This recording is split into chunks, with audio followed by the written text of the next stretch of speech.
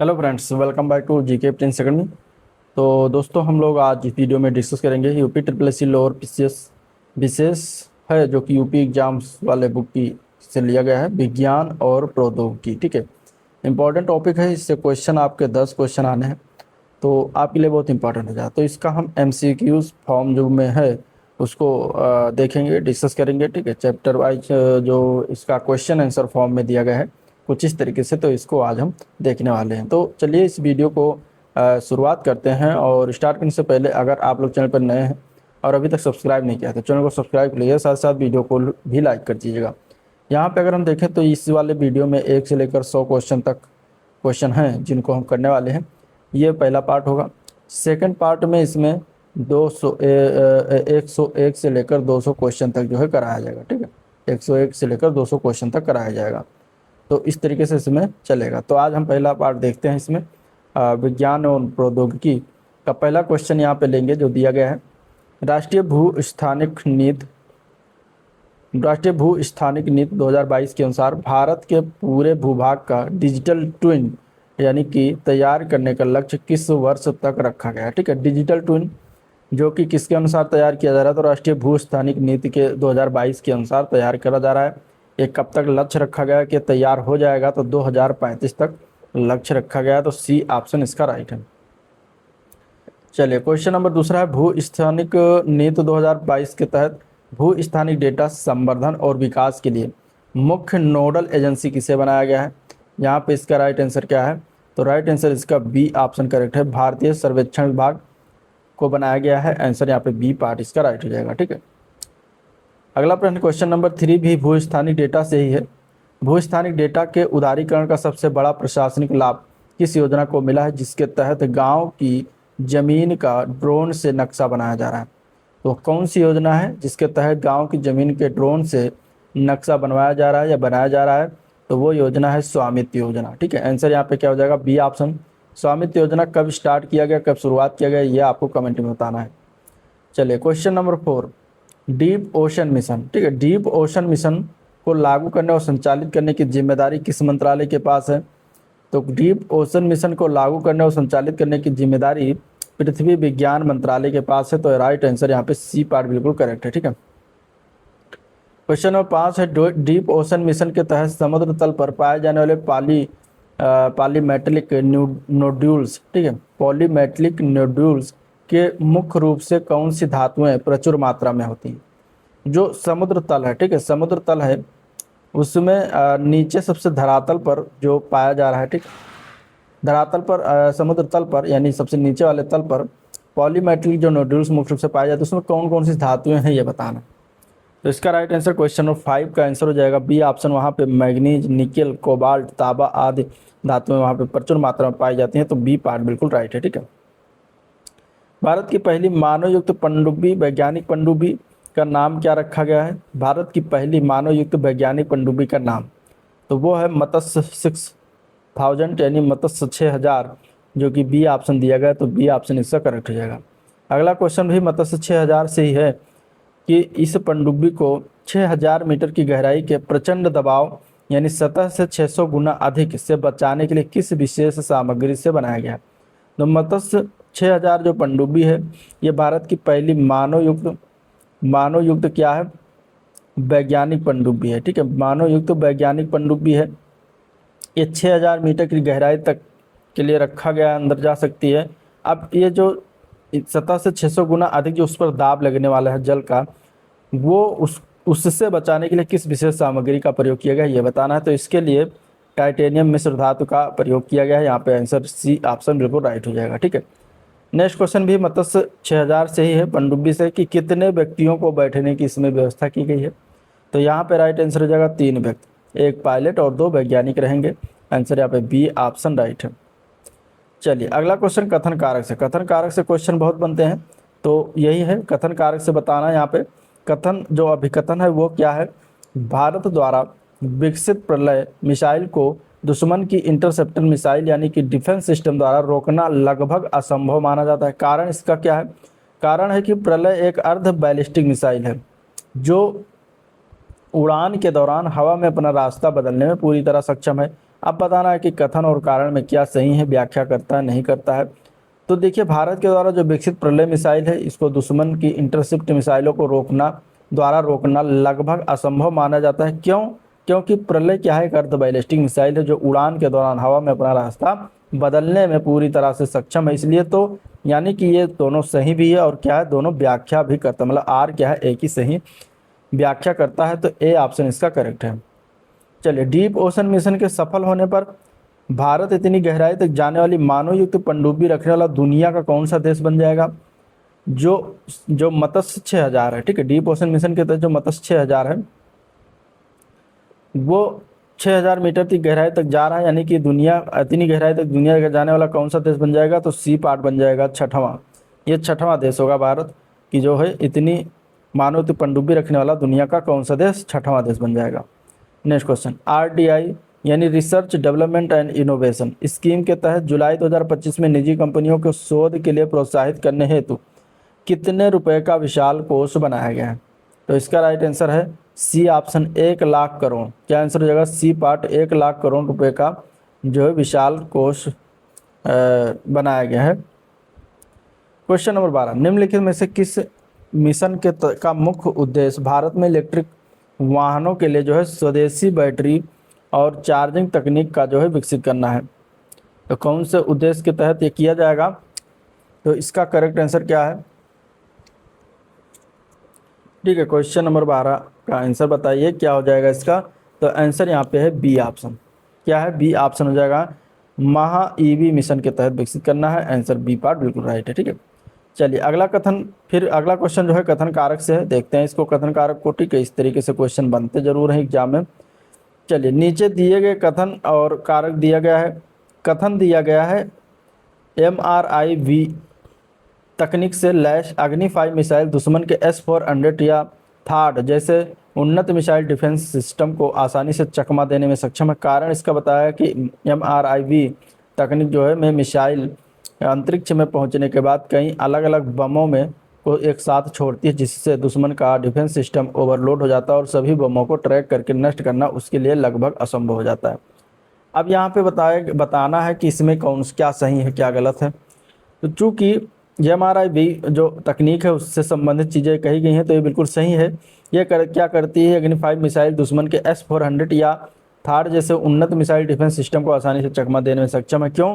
क्योंकि इसकी तकनीक जो है मिसाइल अंतरिक्ष में पहुंचने के बाद ये कई अलग अलग छोटे छोटे बमों में बदल जाती है, एक साथ छोड़ती है, जिससे दुश्मन का डिफेंस सिस्टम जो है ओवरलोड हो जाता है और सभी बमों को ट्रैक करके नष्ट करने के लिए असंभव सा हो जाता है। तो ए पार्ट इसका राइट हो जाएगा। चलिए क्वेश्चन नंबर अगला देखते हैं। क्वेश्चन नंबर 14 है, रक्षा क्षेत्र के स्वदेशीकरण को बढ़ावा देने वाली वो कौन सी पहल है जो स्टार्टअप को सीधे रक्षा मंत्रालय से जोड़ती है और भारत को रक्षा आयातक और निर्यातक बना रही है?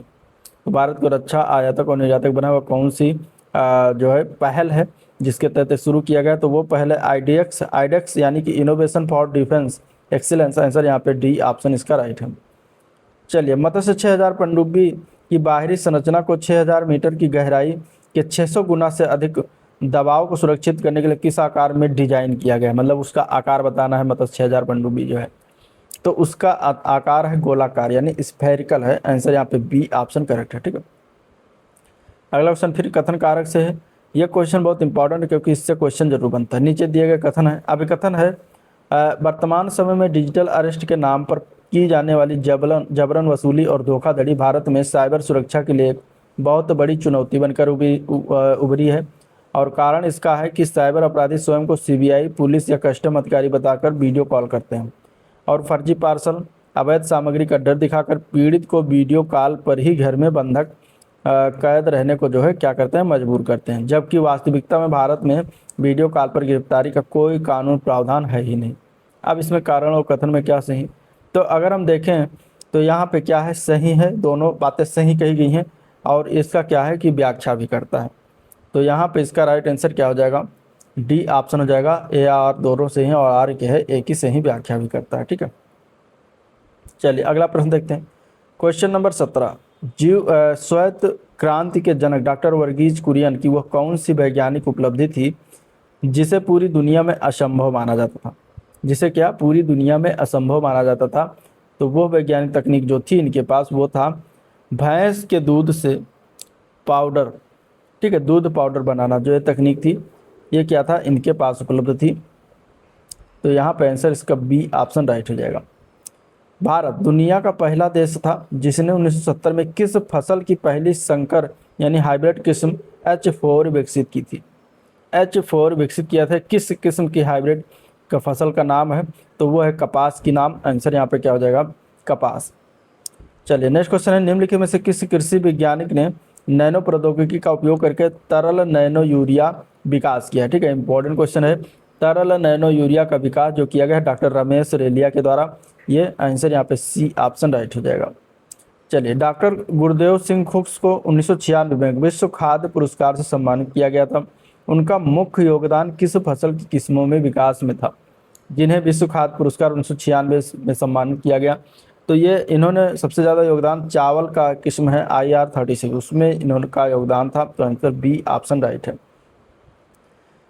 अगला प्रश्न, कोयले की किस श्रेणी में कार्बन की मात्रा सर्वाधिक होती है, यानी 80 से 95% तक, जिसे सर्वोत्तम श्रेणी का कोयला माना जाता है, वो कौन सी कोयला है जिसके बारे में बात कर रहा है। तो ये 80 से 95% तक जिसमें कार्बन की मात्रा होती है वो कोयला कहा जाता है एंथ्रेसाइट। ठीक है, एंथ्रेसाइट कहा जाता है। आंसर यहाँ पे सी ऑप्शन इसका राइट है। भारत में अधिकांश पाया जाने वाला कोयला किस श्रेणी का है, जिसे घरेलू कोयला भी कहते हैं। तो घरेलू कोयला इसमें से पाया जाता है जो उसका नाम है बिटुमिनस। आंसर ए पार्ट इसका राइट है। ठीक है, चलिए, कोयला गैसीकरण प्रक्रिया के दौरान कोयले को सीधे जलाने के बजाय उसे किस पदार्थ में बदला जाता है। तो कोयला गैसीकरण, ठीक है, इस प्रक्रिया के दौरान जो इसको पदार्थ में बदलते हैं उस पदार्थ का नाम है सिग्नस। आंसर यहाँ पे बी ऑप्शन इसका राइट हो जाएगा। चलिए अगला क्वेश्चन, ONGC ने अपनी अब तक की सबसे बड़ी तकनीकी सफलता किस बेसिन में डीप वाटर ड्रिलिंग करके हासिल किया है। तो कौन सी तकनीकी सफलता, कौन से बेसिन में ये बेसिकली डीप वाटर ड्रिलिंग जो करके हासिल किया है। तो ये बेसिन है कृष्णा गोदावरी बेसिन। आंसर यहाँ पे बी ऑप्शन इसका बिल्कुल करेक्ट है। क्वेश्चन नंबर 25, एक राष्ट्र एक गैस ग्रिड योजना, यह मुख्य कार्यकारी एजेंसी कौन सी है। एक राष्ट्र एक गैस ग्रिड योजना की मुख्य एजेंसी कार्यकारी एजेंसी की बात करेंगे तो गेल की है। आंसर यहाँ पे सी हो जाएगा गेल। ठीक है, भारत में नाभिकीय ऊर्जा कार्यक्रम के जनक किसे माना जाता है।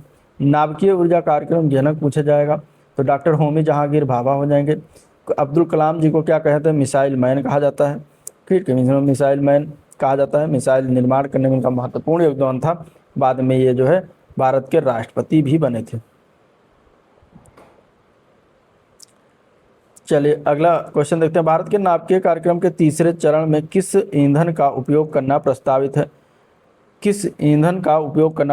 जिसका भारत के पास दुनिया का सबसे बड़ा भंडार है। तो यहाँ पे क्वेश्चन नंबर 27 का आंसर सही क्या है, सी ऑप्शन करेक्ट हो जाएगा। थोरियम का सबसे बड़ा भंडार है भारत के पास। तो आंसर सी पार्ट बिल्कुल राइट है। इंदिरा गांधी परमाणु अनुसंधान केंद्र IGCAR भारत के किस राज्य में स्थित है। तो ये पड़ता है तमिलनाडु राज्य में। आंसर यहाँ पे सी ऑप्शन बिल्कुल करेक्ट हो जाएगा। अप्सरा क्या है जिसे भारत ने 1956 में शुरू किया था। 1956 में शुरू करने वाला जिसका नाम था अप्सरा, ये एक एशिया का पहला परमाणु अनुसंधान रिएक्टर है। तो आंसर यहाँ पे बी ऑप्शन करेक्ट हो जाएगा। अगला क्वेश्चन, फास्ट ब्रीडर रिएक्टर यानी FBR तकनीक का मुख्य लाभ क्या है। फास्ट ब्रीडर रिएक्टर का तकनीक का मुख्य लाभ की बात करेंगे तो बी ऑप्शन करेक्ट है। ये उत्पन्न होने वाले कचरे को वापस ईंधन में बदल सकता है। ठीक है, अगर आपको ये बुक खरीदनी है, परचेज करनी है तो लिंक में जाइए, आपको वहाँ से जो है कार्ड पर क्लिक करेंगे तो आपको बुक का लिंक मिल जाएगा। यूपी एग्जाम वाले की बुक है जो आप ले सकते हैं और इसका थ्योरी पार्ट और अच्छा है। ठीक है, उसी से रिलेटेड MCQ फॉर्म में है जो हम MCQ देख रहे हैं, तो आप इसको लेकर आसानी से रिवीजन कर सकते हैं। चलिए, 1974 में हुए पहले भारतीय परमाणु परीक्षण इस्माइलिंग बुद्धा का नेतृत्व किस प्रधानमंत्री के कार्यकाल में हुआ। तो इस्माइलिंग बुद्धा का संबंध या नेतृत्व किया गया था, ये इंदिरा गांधी उस समय प्रधानमंत्री थी। तो आंसर बी ऑप्शन राइट हो जाएगा। अगला प्रश्न, 1998 में ऑपरेशन शक्ति में शामिल वैज्ञानिकों में से कौन उस समय DRDO के प्रमुख थे।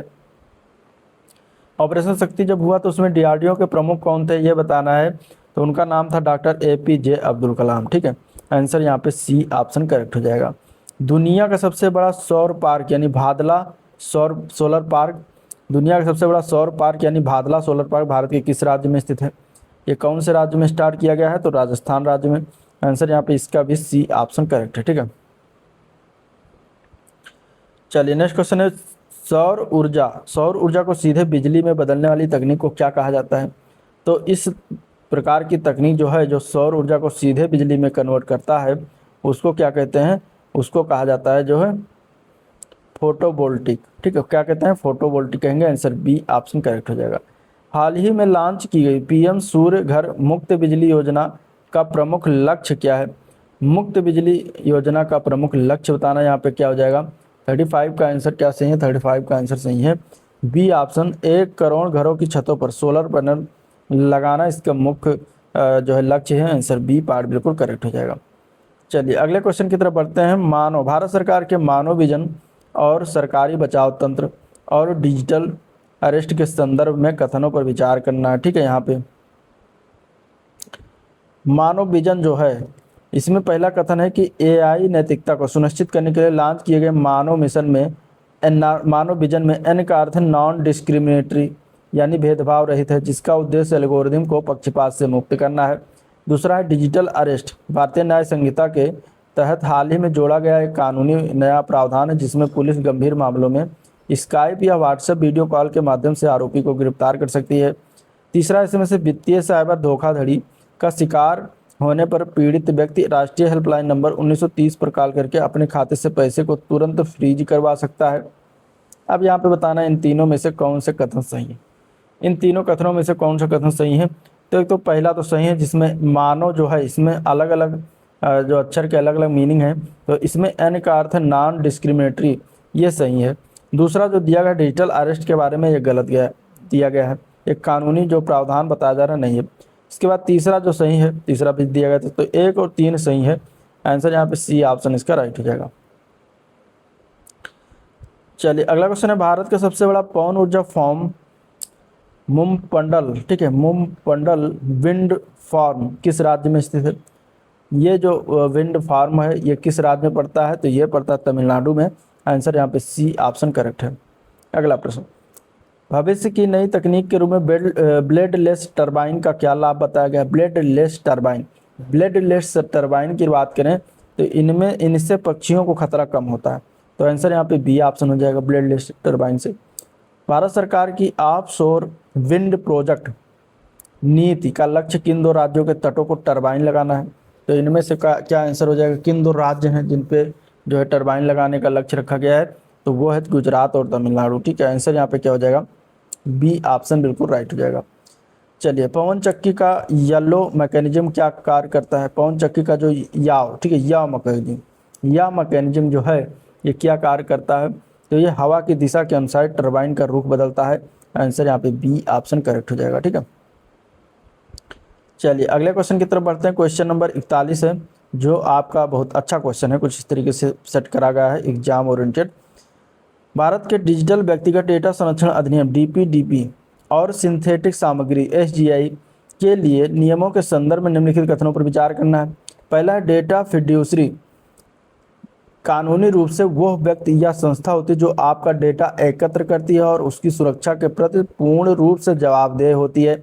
यहाँ पे कथनों में कौन सा कथन सही है बताना, 1 2 3 में। ठीक है, तो ये तो सही है। डेटा फिड्यूसरी के बारे में क्या होता है कि ये कानूनी रूप से व्यक्ति या संस्था होती है जो डेटा को एकत्र करती है और उसकी सुरक्षा के प्रति पूर्ण रूप से जवाबदेह होती है। दूसरा है अनुपातिकता के सिद्धांत के अनुसार सरकार बिना किसी वैध कारण के मनमाने ढंग से देश में अनिश्चित काल के लिए इंटरनेट शटडाउन लागू कर सकती है। तो ये सही नहीं है, गलत हो जाएगा। ठीक है, तीसरा आईटी नियमों के अनुसार किसी भी एआई जनरेटर सामग्री यानी डीप फेक जिसको कहते हैं पर एक स्पष्ट लेबल लगाना अनिवार्य कर दिया गया है, जो दृश्य सामग्री के कम से कम 10% हिस्से पर दिखना चाहिए। तो बिल्कुल सही है। तो 1 और 3 इसका राइट आंसर है, दूसरा गलत है, तो आंसर हो जाएगा सी ऑप्शन।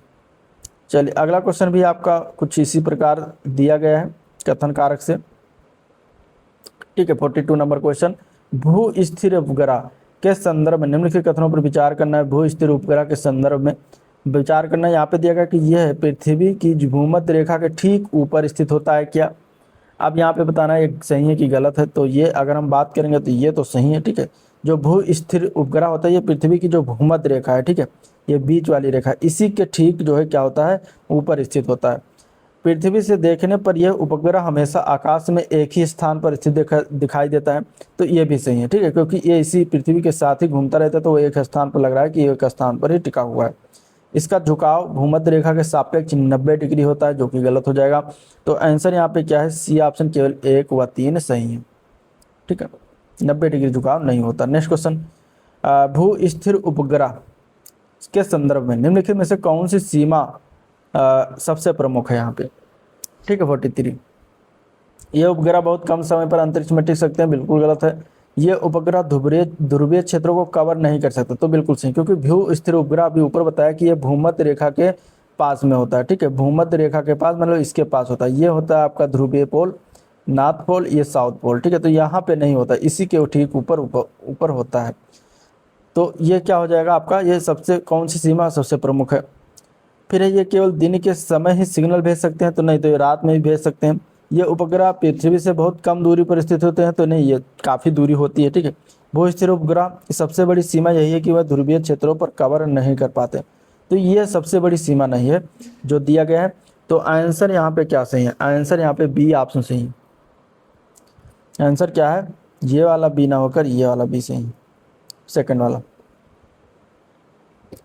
अगला क्वेश्चन, उपग्रह के किस हिस्से में सौर पैनल और बैटरी जैसी प्रणालियां होती हैं जो उपग्रह को कार्य करने के लिए ऊर्जा प्रदान करती हैं। तो किस हिस्से में होता है सौर पैनल, कौन से हिस्सा में होता है उपग्रह के, तो ये होता है यहाँ पे अगर हम देखें तो ये बस एक हिस्सा होता है, बस उसी में होता है, तो आंसर यहाँ पे बी ऑप्शन इसका करेक्ट है, ठीक है, बस होता है। चलिए, भू स्थिर उपग्रह जियो जिसको कहते हैं को क्लार्क बेल्ट भी कहा जाता है, यह नाम किस ऊंचाई के आधार पर रखा गया है। जो क्लार्क बेल्ट नाम रखा है, किस ऊंचाई के आधार पर रखा गया है, तो इसका राइट आंसर है बी, ठीक है, 35,786 किलोमीटर की ऊंचाई पर होने पर, ठीक है, लगभग 36,000 किलोमीटर इसको मान सकते हैं, तो आंसर यहाँ पे बी ऑप्शन राइट। अगला प्रश्न है, यदि किसी उपग्रह का परिक्रमण काल पृथ्वी के परिक्रमण काल 23 घंटा 56 मिनट 4 सेकंड से कम है, तो पृथ्वी से देखने पर वो उपग्रह किस दिशा में गति करता हुआ प्रतीत होगा, किस दिशा में गति करता हुआ प्रतीत होगा, तो वो जो है पूर्व से पश्चिम की ओर गति करता हुआ प्रतीत होगा, तो आंसर ए पार्ट बिल्कुल करेक्ट है। चलिए अगला, उपग्रह को लॉन्च करने के लिए ध्रुवीय कक्षा का उपयोग मुख्य रूप से किस उद्देश्य के लिए किया जाता है, तो इसका इस्तेमाल टीवी प्रसारण के लिए बिल्कुल नहीं, मौसम की भविष्यवाणी और पृथ्वी के संसाधनों के मानचित्रण के लिए करा जाता है, तो ये सही है। चलिए, सन सिंक्रोनस ऑर्बिट एसएसओ सन सिंक्रोनस ऑर्बिट के बारे में निम्नलिखित में से कौन सा कथन सही है। पहला ऑप्शन दिया, ये उपग्रह हमेशा पृथ्वी के रात वाले हिस्से के ऊपर रहता है, ठीक है, तो ये बिल्कुल पूरी तरीके से सही नहीं हो सकता। ये उपग्रह पृथ्वी के हर क्षेत्र के ऊपर से स्थानीय समय के अनुसार समान स्थिति में गुजरता, तो ये सही है, ठीक है। सिंक्रोनस मतलब सिंक्रोनाइज करता है उसके साथ, तो उसके साथ हर चीज़ में उसके जो है क्या है, हर क्षेत्र के ऊपर से स्थानीय समय के अनुसार समान स्थिति में जो है गुजरता है, तो ये इसके बारे में सही। ये केवल भूमध्य रेखा पर चक्कर लगाता है, गलत है। ये उपग्रह पृथ्वी की गति से भी तेज घूमता है, यह भी गलत है।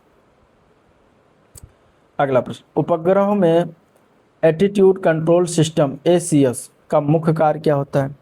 एसीएस का मुख्य कार्य क्या होता है, एसीएस का मुख्य कार्य होता है उपग्रह के ओरिएंटेशन को नियंत्रित करना और उसका कैमरा या एंटीना सही दिशा में रहे, जैसे कि पृथ्वी की ओर, तो ये इसका काम होता है, बी ऑप्शन राइट हो जाएगा। अगला प्रश्न, उपग्रह के थर्मल कंट्रोल सिस्टम जो है इसका उपयोग क्यों किया जाता है उपग्रह में। थर्मल कंट्रोल सिस्टम का प्रयोग क्यों करते हैं। थर्मल कंट्रोल सिस्टम का प्रयोग इसलिए करते हैं कि उपग्रह के संवेदनशील उपकरण को अंतरिक्ष के अत्यधिक तापमान यानी सूर्य की गर्मी और छाया की ठंडक से बचाने के लिए करा जाता है, तो आंसर यहाँ पे बी पार्ट बिल्कुल राइट है। अगला प्रश्न, उपग्रह के ट्रांसपोंडर का मुख्य कार्य क्या है। जो उपग्रह में ट्रांसपोंडर उसका मुख्य कार्य क्या है। इसका मुख्य कार्य पृथ्वी से आए सिग्नल को रिसीव करना, उसे एम्पलीफाई करना और फिर पुनः पृथ्वी पर भेजना, तो आंसर यहाँ पे बी ऑप्शन इसका राइट है। ब्रह्मोस एक सुपरसोनिक क्रूज मिसाइल, इसके संदर्भ में कौन सा कथन सही है। यह अंतरिक्ष में जाकर लक्ष्य पर गिरती है, बिल्कुल गलत है। यह क्या है, वायुमंडल के अंदर कम ऊंचाई पर उड़ते हुए लक्ष्य को भेजती है, तो ये इसके बारे में सही बात है कही कि क्रायोजेनिक इंजन इसमें लगा नहीं, केवल समुद्र के भीतर दाग, ये भी गलत है। चलो, क्रायोजेनिक इंजन का क्यों किया था जीएसएलवी में प्रयोग? क्रायोजेनिक इंजन जो है इसका प्रयोग कहाँ करते हैं? जीएसएलवी में। क्यों करते हैं ये आपको बताना है। यहाँ पे मिसाइल को रडार से बचाने के लिए बिल्कुल नहीं, रडार से बचाने के लिए मिसाइल को क्रायोजेनिक इंजन का प्रयोग नहीं करते। अत्यधिक उच्च तापमान पैदा करने के लिए, भारी उपग्रहों को उच्च कक्षा तक पहुंचाने के लिए आवश्यक अत्यधिक थ्रस्ट प्राप्त करने के लिए किया जाता है। तो यहाँ पे सी ऑप्शन इसका राइट हो जाएगा। ठीक है, क्या आप बता सकते हैं कि अग्नि मिसाइलें किस प्रकार के ईंधन का उपयोग करती हैं, ठोस या फिर तरल? अग्नि मिसाइल जो होती है किस प्रकार का ईंधन का इस्तेमाल करती हैं? तो ये करती है ठोस और तरल दोनों का मिश्रण इस्तेमाल करती हैं। तो आंसर यहाँ पे ठोस और तरल दोनों का मिश्रण हो जाएगा। चलिए, समुद्र ऊर्जा के बारे में निम्नलिखित कथनों पर विचार करना है। ओटीईसी तकनीक में समुद्र की सतह और गहराई के तापमान के अंतर का उपयोग अमोनिया जैसे तरल को वाष्पित करने के लिए किया जाता है।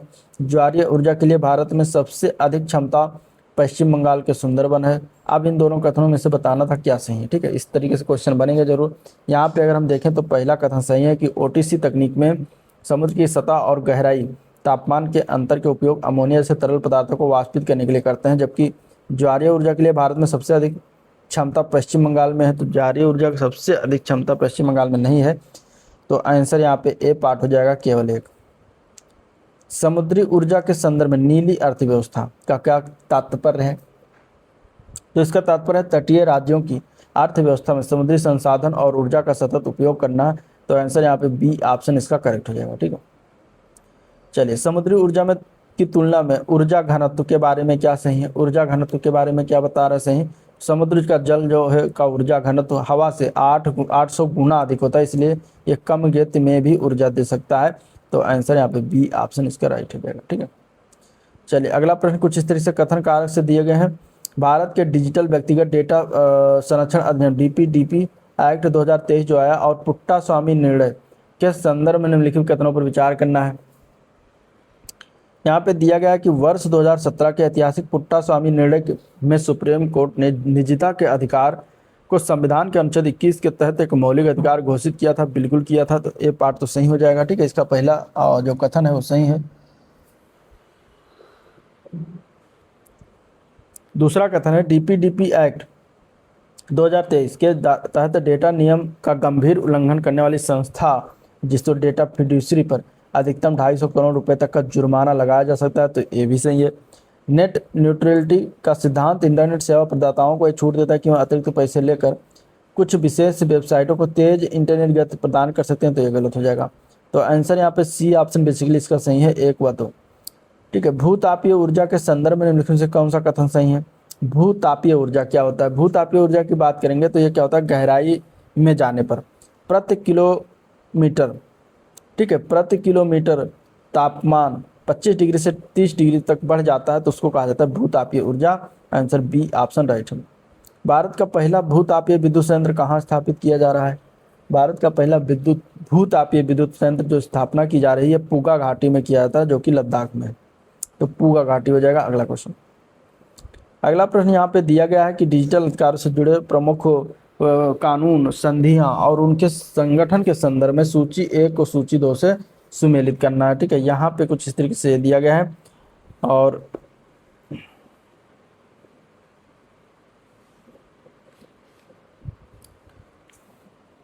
ठीक है, यहाँ पे दिया गया है कुछ इस तरीके से। इधर सूची 1 ABCD में दिया गया है, इधर सूची 2 दिया गया, उनके कार्य 1 2 3 4 करके। तो IT एक्ट की धारा 66 का कार्य क्या है?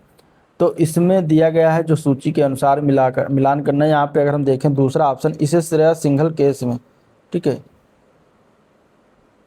इसे श्रेया सिंघल केस में सुप्रीम कोर्ट द्वारा अभिव्यक्ति की स्वतंत्रता का उल्लंघन मानते हुए निरस्त कर दिया गया था। तो ये IT एक्ट की धारा जो है 66A ये बयां करती है। तो एक का जो है 1 का 2 हो जाएगा। ठीक है, इसके बाद बुडापेस्ट कन्वेंशन, इसके बाद जो है आपका आ जाता है ICANN, इसके बाद IT एक्ट की धारा 69 है। तो IT एक्ट की धारा 69 डी का पहला हो जाएगा। यह दिया गया भारत सरकार को राष्ट्रीय सुरक्षा हित में वेबसाइटों या ऐप्स को ब्लॉक करने की शक्ति प्रदान करती है। ठीक है, बाकी ICANN और बुडापेस्ट कन्वेंशन आगे दिया गया है। बुडापेस्ट कन्वेंशन यानी बी की अगर बात करेंगे तो बी का इसमें सही है 4। कंप्यूटर धोखाधड़ी और साइबर अपराध निपटने के लिए सदस्य देशों के बीच जो है सहयोग सुनिश्चित करना वाली अंतर्राष्ट्रीय जो संधि है वो क्या है? Budapest convention. सॉरी, यहाँ पे बुडापेस्ट कन्वेंशन नहीं होगा, ये होगा आपका हाँ B4, बुडापेस्ट कन्वेंशन B4। इसके बाद तीसरा है C का हो जाएगा, इंटरनेट के एड्रेस बुक का वैश्विक प्रबंधन करने वाली संस्था जो है क्या है? ICANN है। तो इस प्रकार यहाँ पे अगर हम देखें तो आंसर क्या सही है? आंसर इसका A पार्ट सही है। चलिए, बायोगैस में मुख्य रूप से कौन सी गैस होती है? बायोगैस में मुख्य रूप से कौन सी गैस होती है बताना है। बायोगैस में मुख्य रूप से गैस की बात करेंगे इसमें से तो मीथेन गैस हो जाएगी। आंसर B ऑप्शन राइट है। अगला क्वेश्चन, गोवर्धन योजना का मुख्य उद्देश्य बताना है। गोवर्धन योजना जो उत्तर प्रदेश सरकार द्वारा चलाई, इसका मुख्य उद्देश्य क्या है? पशुओं के गोबर और कचरे को बायोगैस और जैविक खाद में बदलना। B पार्ट बिल्कुल राइट है। चलिए नेक्स्ट क्वेश्चन है, नीचे दिए गए दो कथन अभिकथन और उपकथन कारक दिए गए हैं। अब इनको पढ़ के बताना है कि हमें क्या सही है क्या गलत है, ठीक है। चलिए, अभिकथन क्या है कि भारतीय कॉपीराइट अधिनियम के तहत यदि किसी संरक्षित पुस्तक या सामग्री का उपयोग शिक्षा या गैर व्यावसायिक शोध के लिए किया जाता है तो उसे कॉपीराइट का उल्लंघन नहीं माना जाएगा, ठीक है। उसे क्या है? कॉपीराइट का उल्लंघन नहीं माना जाएगा। कारण इसका यह है कि भारतीय IPR कानून में फेयर यूज का विशिष्ट प्रावधान शामिल है, जिसका मुख्य उद्देश्य रचनाकारों के अधिकारों की रक्षा करने के लिए के साथ साथ समाज में ज्ञान के सार्वजनिक प्रसार में संतुलन बनाए रखना है। तो ये दोनों सही हैं और इसकी व्याख्या भी करता है, तो आंसर यहाँ पे D ऑप्शन इसके लिए राइट हो जाता है। चलिए, 36,000 किलोमीटर की ऊंचाई पर स्थित कक्षा संचार उपग्रह के लिए उपयोग की जाती है, उसे क्या कहा जाता है? जो 36,000 किलोमीटर की ऊंचाई पर जिस उपग्रह को जो है उस पर स्थापित किया जाता है 36,000 किलोमीटर की ऊंचाई पर, उसको क्या कहा जाता है? राइट आंसर इसका क्या हो जाएगा? C ऑप्शन, उसको जियो कहा जाता है। GEO, जियो, ठीक है, जियो कहा जाता है। आंसर यहाँ पे C हो जाएगा। नेक्स्ट क्वेश्चन, भारत के प्रशासनिक ढांचा यानी IP इंडिया और IPR से जुड़ी प्रमुख पहलों के संदर्भ में निम्नलिखित कथनों पर विचार करना है। पहला कथन है, भारत में पेटेंट कार्यालय का मुख्यालय नई दिल्ली में स्थित है, जबकि कॉपीराइट कार्यालय कोलकाता में स्थित है। क्या ये सही है? क्या ये सही है? तो ये बिल्कुल गलत है। चलिए अगला देखते हैं। अगला कथन क्या कह रहा है अभी बताएंगे, ठीक है। अगला कथन 2 और 3 कुछ इस तरीके से दिया गया है। 2 और 3 कुछ इस तरीके से दिया गया है।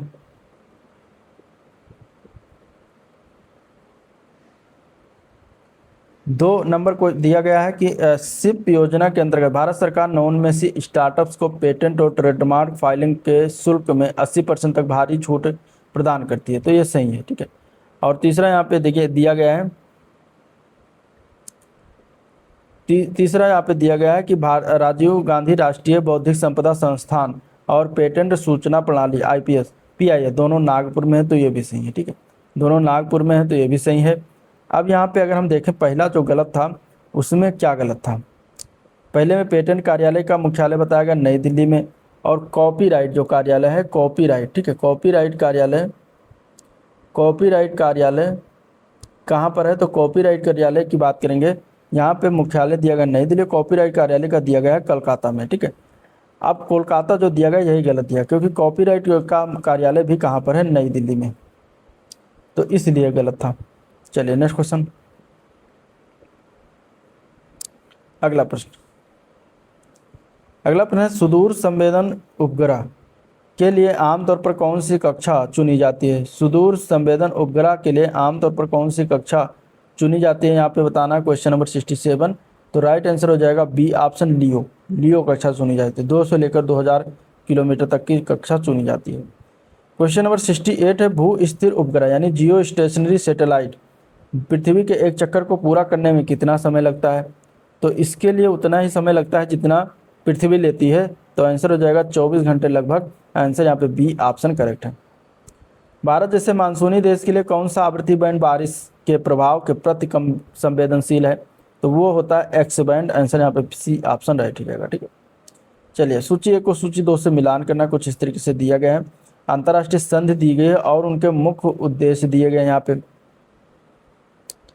ठीक है। अब यहाँ पे देखिए पहला दिया गया मैड्रिड संधि, तो मैड्रिड संधि की अगर बात करेंगे तो मैड्रिड संधि में देखें तो एक ही आवेदन के माध्यम से कई देशों में ट्रेडमार्क का अंतर्राष्ट्रीय पंजीकरण कराना, ये मैड्रिड संधि से संबंधित है।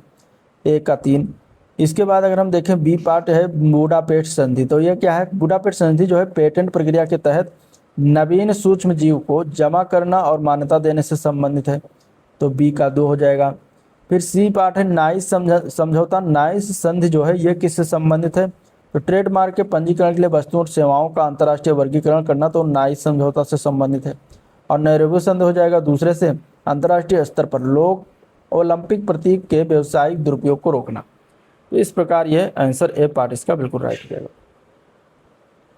चलिए अगला क्वेश्चन है, बताना है क्यू बैंड के बारे में निम्नलिखित में से कौन सा कथन सही है? क्यू बैंड, क्यू बैंड क्या है इसमें से बताना है। क्यू बैंड होता है क्या? इसमें यह बारिश के प्रति प्रतिरोधी है, इसमें बड़े एंटीना की आवश्यकता होती है, इसमें डेटा ट्रांसफर की तेज गति होती है, लेकिन ये बारिश से प्रभावित होता है। तो ये सही है, सी ऑप्शन इसका बिल्कुल राइट हो जाएगा।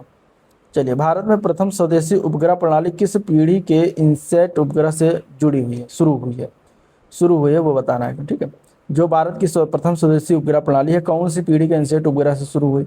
72 का आंसर क्या है? B option, second generation. Answer क्या हो जाएगा? द्वितीय पीढ़ी। चलिए नेक्स्ट क्वेश्चन, अपलिंक की आवृत्ति डाउनलिंक की तुलना में हमेशा अधिक क्यों रखी जाती है? क्योंकि वायुमंडल में सिग्नल की हानि को कम करने के लिए उच्च ऊर्जा वाले सिग्नल की आवश्यकता होती है, इसलिए रखा जाता है। तो बी ऑप्शन बिल्कुल राइट हो जाएगा।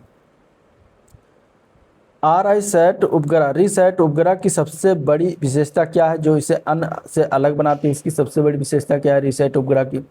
तो इसकी विशेषता की है रडार तकनीक का उपयोग करके बादल और रात के अंधेरे में भी तस्वीरें ले सकता है, जो कि ये सबसे अलग बनाती है रिसैट उपग्रह को। तो आंसर बी पार्ट बिल्कुल सही है। एडुसैट का मुख्य उपयोग क्या है? एडुसैट उपग्रह जो इसका मुख्य उपयोग क्या है? इसका मुख्य उपयोग था ग्रामीण क्षेत्रों में वर्चुअल क्लासरूम और दूरस्थ शिक्षा प्रदान करना। तो यहाँ पे आंसर इसका बी ऑप्शन राइट है।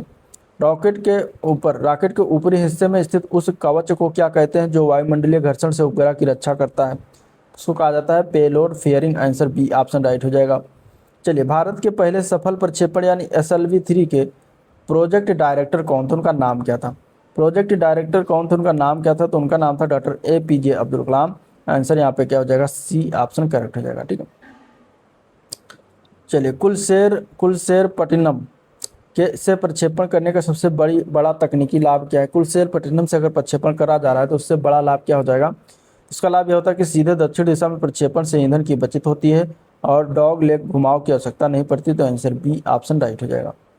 अगला क्वेश्चन, भूमध्य रेखा इक्वेटर के करीब प्रक्षेपण स्थल होने से रॉकेट को क्या अतिरिक्त लाभ मिलता है? यानी हमेशा भूमध्य रेखा के पास से ही जो है प्रक्षेपण किया जाता है। तो इसका लाभ क्या है? इसका लाभ यह है कि पृथ्वी की घूर्णन गति से रॉकेट को अतिरिक्त बूस्ट मिलता है। आंसर बी ऑप्शन राइट हो जाएगा। चलिए डॉग लेग मैन्योर का मुख्य कारण क्या है? डॉग लेग मैन्योर का मुख्य कारण क्या है? ठीक है, डॉग लेग मैन्योर का मुख्य कारण की बात करें तो यह श्रीहरिकोटा से लॉन्च करते समय श्रीलंका के भूभाग से बचने के लिए डॉग लेग मैन्योर का इस्तेमाल किया जाता है। आंसर यहाँ पे बी ऑप्शन राइट हो जाएगा। भारत के PSLV रॉकेट के पहले चरण में कौन सा ठोस ईंधन उपयोग किया जाता है? PSLV की पहले चरण में अगर हम देखें तो यहाँ पे क्या हो जाएगा? बी ऑप्शन हो जाएगा। HTPB हाइड्रोक्सिल टर्मिनेटेड पॉलीब्यूटेनाडीन का इस्तेमाल करते हैं। तो बी ऑप्शन राइट हो जाएगा। क्रायोजेनिक इंजन तरल हाइड्रोजन और तरल ऑक्सीजन का तापमान क्रमशः क्या होता है? जो तरल हाइड्रोजन होता है, तरल ऑक्सीजन बनाया जाता है, उसका तापमान क्या होता है? किस तापमान पर तरल होता है? तो -253 डिग्री सेंटीग्रेड और ऑक्सीजन के लिए -183 डिग्री सेंटीग्रेड चाहिए होता है, तब वहाँ पे जाके तरल हो जाता है। अगला क्वेश्चन, क्रायोजेनिक तकनीक को रॉकेट विज्ञान की सबसे जटिल तकनीक क्यों माना जाता है? क्योंकि ईंधन को अत्यंत निम्न ताप पर बनाए रखना और इसके पंपों का 30,000 से 40,000 RPM पर काम करना चुनौतीपूर्ण होता है, इसलिए जो है सबसे जटिल तकनीक माना जाता है। Answer B option correct. Chandrayaan 3 को किस क्रायोजेनिक इंजन का उपयोग करके सफलतापूर्वक लॉन्च किया गया था? चंद्रयान 3 को कौन सा क्रायोजेनिक इंजन इसमें जो है लॉन्च किया गया था, प्रयोग किया गया था? तो उस इंजन का नाम है CE-20। Answer C option correct हो जाएगा। ठीक है, चलिए विकास इंजन के मुख्य रूप से किस प्रकार के प्रणोदक हैं? विकास इंजन मुख्य रूप से किस प्रकार के प्रणोदक का प्रयोग किया जाता है विकास इंजन में? ठीक है, विकास इंजन में किस प्रकार के प्रणोदक का इस्तेमाल किया जाता है? तो क्वेश्चन नंबर 85 का आंसर है बी ऑप्शन, द्रव ईंधन का इस्तेमाल करते हैं। आंसर यहाँ पे बी पार्ट करेक्ट हो जाएगा। चलिए नेक्स्ट क्वेश्चन, भारतीय अंतरिक्ष कार्यक्रम के जनक डॉक्टर विक्रम साराभाई की सलाह पर 1962 में किस संस्था का गठन हुआ था? भारतीय अंतरिक्ष कार्यक्रम के जनक कौन है? डॉक्टर विक्रम साराभाई। इनकी सलाह पर 1962 में कौन सी संस्था गठन की गई? तो उस संस्था का नाम था इनकोस्पार। ठीक है, इनकोस्पार। आंसर यहाँ पे क्या हो जाएगा? बी ऑप्शन करेक्ट हो जाएगा। चलिए 2008 में चंद्रयान 1 मिशन की सबसे बड़ी उपलब्धि क्या थी? जब चंद्रयान मिशन 2008 में छोड़ा गया, सबसे पहले तो उसकी उपलब्धि क्या रही थी? तो चंद्रमा की सतह पर पहली बार पानी के कणों की मौजूदगी की पुष्टि हुई थी। आंसर बी ऑप्शन करेक्ट हो जाएगा। भारतीय अंतरिक्ष स्टेशन के निर्माण के लिए कौन सी तकनीक का इसरो ने जो है स्पेसएक्स मिशन के तहत परीक्षण किया है? भारतीय अंतरिक्ष स्टेशन के निर्माण के लिए अगर हम देखें तो यहाँ पे जो स्पेसएक्स मिशन के तहत परीक्षण किया गया वो है स्पेस डॉकिंग, यानी दो यानों को जोड़ना। तो आंसर यहाँ पे बी पार्ट बिल्कुल राइट हो जाएगा। पृथ्वी पर भूकंप, सुनामी, जलवायु परिवर्तन को समझने के लिए निसार मिशन इसरो ने किस अंतरिक्ष एजेंसी के साथ मिलकर जो है तैयार किया? इंपॉर्टेंट क्वेश्चन है ये, जो है मिलकर तैयार किया गया हो नासा के साथ। और नासा कहाँ की कंपनी है? तो अमेरिका की है। अगला प्रश्न, एजेंसी है अमेरिका की। ठीक है, चलिए इसरो के मिशन गगनयान के मानव रहित परीक्षण G1 G2 के दौरान अंत में भेजे गए महिला ह्यूमनॉइड यानी रोबोट का नाम क्या था? जो महिला रोबोट भेजा गया रोबोट, उसका नाम रखा था Vyommitra. Answer B option correct हो जाएगा। भारत के स्वदेशी नेविगेशन सिस्टम नाविक की सटीकता को विश्व स्तरीय बनाने के लिए 2025-26 के उपग्रहों में किस प्रकार की स्वदेशी परमाणु घड़ी का उपयोग किया जा रहा है? तो कौन से प्रकार की स्वदेशी परमाणु घड़ी का उपयोग किया जा रहा है? तो वह है रुबिडियम परमाणु घड़ी। आंसर बी ऑप्शन करेक्ट हो जाएगा। भारत से प्रक्षेपित पहला स्वदेशी साउंडिंग रॉकेट 1967 इनमें से कौन सा था? पहला स्वदेशी साउंडिंग रॉकेट का नाम था रोहिणी RH-75। आंसर यहाँ पे बी ऑप्शन इसका राइट हो जाएगा। ठीक है, चलिए इसरो के किस रॉकेट को उसका वर्क हॉर्स कहा जाता है जिसमें पहली बार तरल ईंधन का उपयोग किया गया था? तो उसको कहा जाता है GSLV को। आंसर यहाँ पे बी पार्ट बिल्कुल करेक्ट हो जाएगा। भारत के सबसे शक्तिशाली रॉकेट LVM-3 GSLV मार्क 3 का लोकप्रिय उपनाम क्या है? LVM-3 का जो उपनाम रखा गया उसको रखा गया बाहुबली नाम दिया गया। आंसर यहाँ पे ए पार्ट करेक्ट हो जाएगा। इसरो का कौन सा रॉकेट है जिसे छोटे उपग्रह यानी 500 किलो तक के लिए डिजाइन किया गया है और इसे मात्र 72 घंटों में तैयार किया जा सकता है? तो कौन सा उपग्रह है? उसका नाम क्या है? उसका नाम है SSLV। आंसर क्या है? सी ऑप्शन करेक्ट है। इसरो के आगामी mega project NGLV next generation launch vehicle को क्या नाम दिया गया जिसे 2030 के दशक की शुरुआत के तैयार करने का लक्ष्य है? तो उसका नाम क्या है? उसका नाम है सूर्य। क्या नाम रखा गया है? सूर्य नाम रखा गया है। आंसर बी ऑप्शन करेक्ट हो जाएगा। भारत ने अपने खुद का भारतीय अंतरिक्ष स्टेशन स्थापित करने का लक्ष्य किस वर्ष तक रखा है? तो ये रखा गया है 2035 तक। आंसर यहाँ पे सी ऑप्शन करेक्ट हो जाएगा। ठीक है, 1980 में रोहिणी RS-1 को स्वदेशी रॉकेट SLV-3 से सफलतापूर्वक लॉन्च करने के बाद भारत अपने दम पर उपग्रह भेजने वाला दुनिया का कौन सा देश बन गया था? तो दुनिया का ये देश बन गया है जो है 7वां। आंसर क्या है? डी ऑप्शन करेक्ट है, 7वां देश। 1994 के इसरो के वर्क हॉर्स रॉकेट PSLV की पहली उड़ान PSLV D2 के माध्यम से किस उपग्रह को कक्षा में स्थापित किया गया था? तो उसका नाम क्या था? तो वो था IRS-P2। आंसर यहाँ पे बी ऑप्शन राइट है। चलिए 2019 के मिशन शक्ति का मुख्य उद्देश्य और उपलब्धि क्या रही थी? 2019 की बात करेंगे तो इंटरसेप्टर मिसाइल के जरिए अंतरिक्ष में जीवित उपग्रह को मार गिराना इसका जो है उपलब्धि रहा था। तो आंसर यहाँ पे सी ऑप्शन करेक्ट हो जाएगा। ठीक है, अब इस वीडियो को हम जारी करेंगे आगे के क्लास में। अगला जो होगा 101 नंबर से 200 नंबर क्वेश्चन तक, तो आप उसको देखना मत भूलिएगा। और अगर आज का वीडियो पसंद आया तो लाइक करिए, चैनल को सब्सक्राइब नहीं किया तो सब्सक्राइब करिएगा, साथ ही साथ वीडियो को शेयर भी करिएगा। ठीक है, और आज का वीडियो पे निकलते हैं, मिलेंगे इसके नेक्स्ट वीडियो में, तब तक के लिए थैंक यू।